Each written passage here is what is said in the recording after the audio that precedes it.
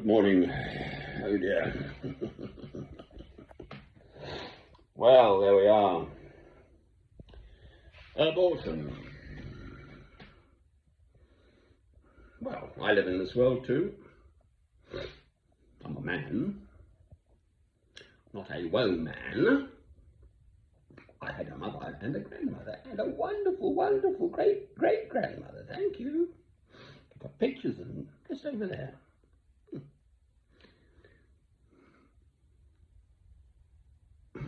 I wouldn't be here unless my mother very, very much wanted the second child. I have an older brother in a loving marriage. Right, they're all up in arms about it in America, and the woman's right to her own body and all this stuff. As a Christian, as far as I'm concerned,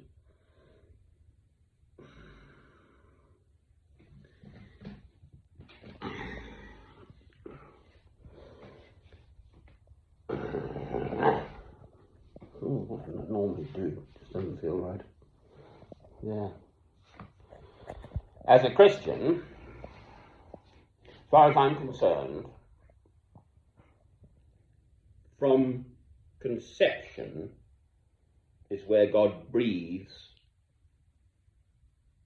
His Holy Spirit into an human life. So once the sperm hits the egg and divides into four,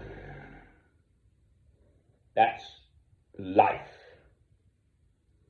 No one else can make one. So 9 months later, fine. Yes, I have a medical background. Yes, I accept that in the occasion of rape and the two commandments are love God, love your neighbour as yourself. So if bearing a child to full term would actually result in the mother dying through some complication, so medically it might necessitate, as it were, removing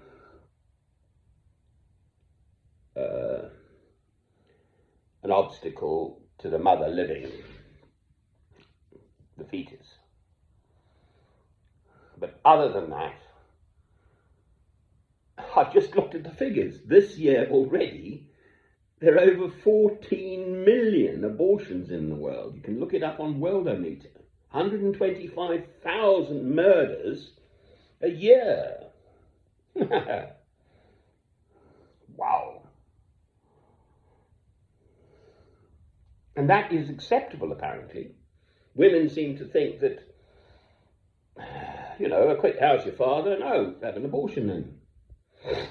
Well, it's just beggars belief.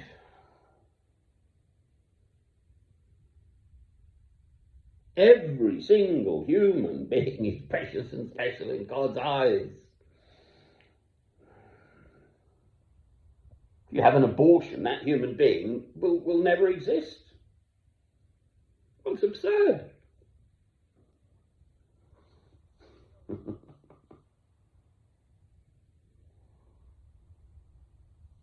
$125,000 every day throughout the world. Every single day.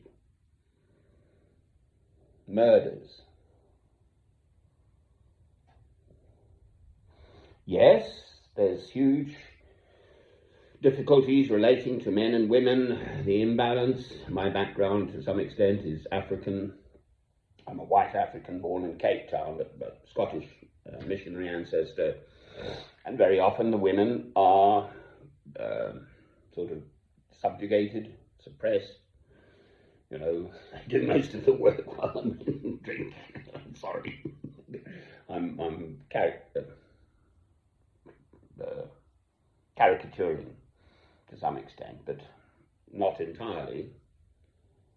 And obviously bear children. And, a young girl, I was in this town, Middleburg. I've spoken of this already elsewhere.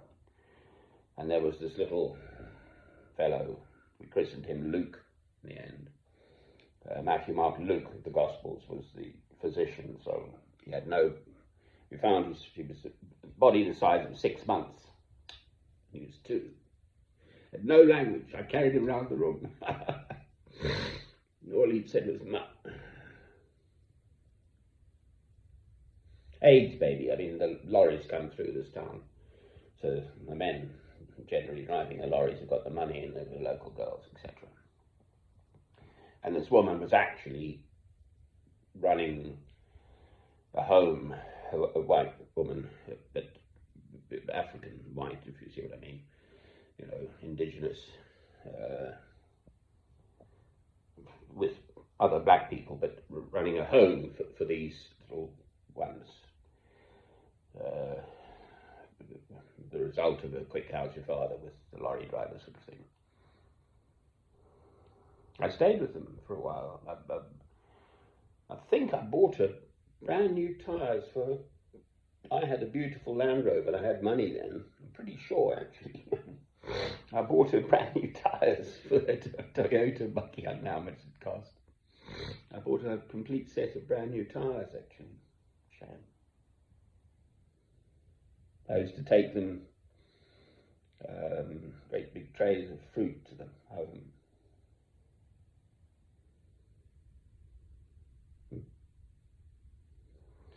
Bother. I meant to fire up this.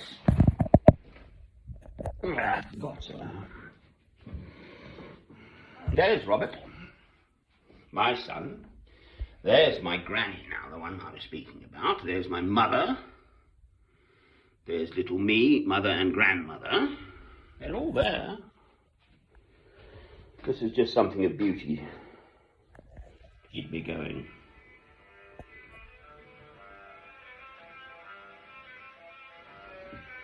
How the sounds.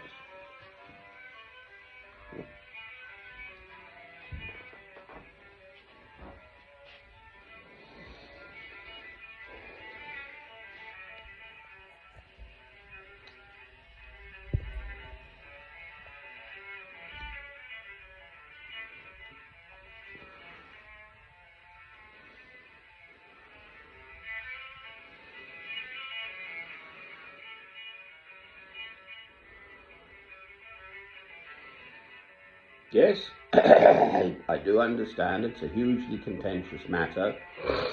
In Britain here, women, Pankhurst, 1918 or so, Women's Lib and all of that. A woman prior to that was basically just a chattel. I don't think they got the vote, did they? Is that it? I don't know. So once you married, a woman's possessions and everything became the man's, and the woman was just sort of a chattel, I think, which is obviously wrong. So women never had to fight for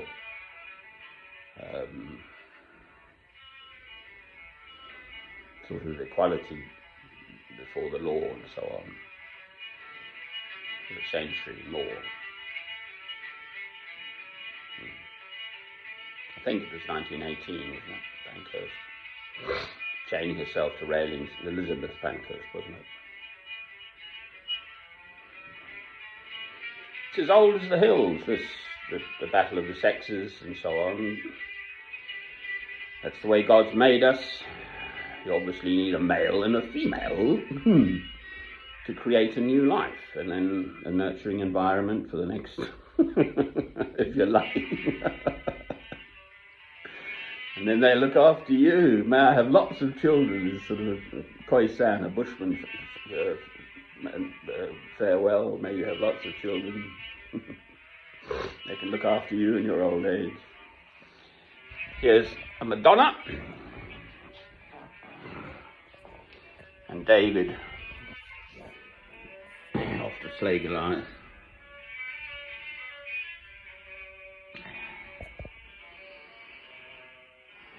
It's Rembrandt. Brilliant. It's okay, warm in here. I've got money for the gas. Got gas, actually. That's a big discussion at the moment. Still paying Russia loads of money, Europe, as they've locked into. I've got a huge soft spot for the Russians, actually, because they've suffered humongously through the time.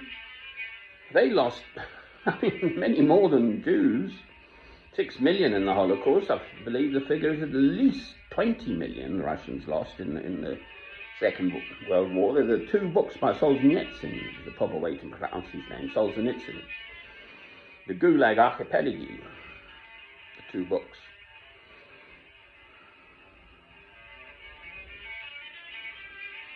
Life isn't necessarily all that it seems. I'm 65 years old.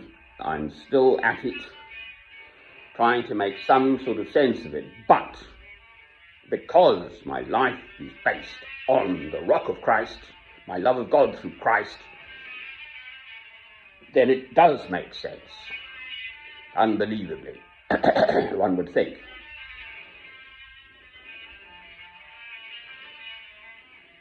Beautiful of David, isn't he?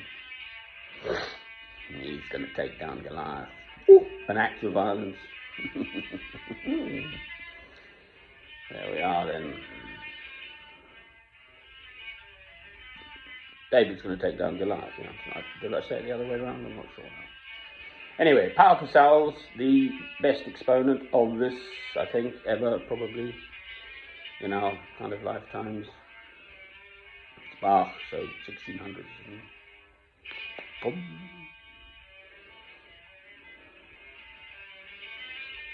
So, life. Yes, it's complicated. Oh, complicated is the wrong word. Hugely challenging, the whole situation around abortion and the whys and wherefores and the lack of availability of it, and then the poverty of little ones and the mothers and the stigma and just all sorts of stuff. Yes, I'm aware of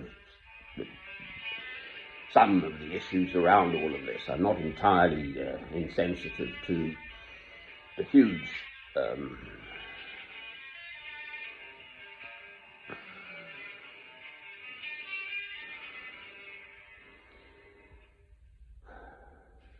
but life is life. Amen. He's such a lovely little old gentleman too, Pau Casals. I've seen him interviewed at 90 and he's still playing. Well, he's gone now, I think. He's a lovely old gentleman. Funny looking little geezer too. Anyway, the light of Christ is shining here. Never mind the rest of the world. Horrid world. Amen.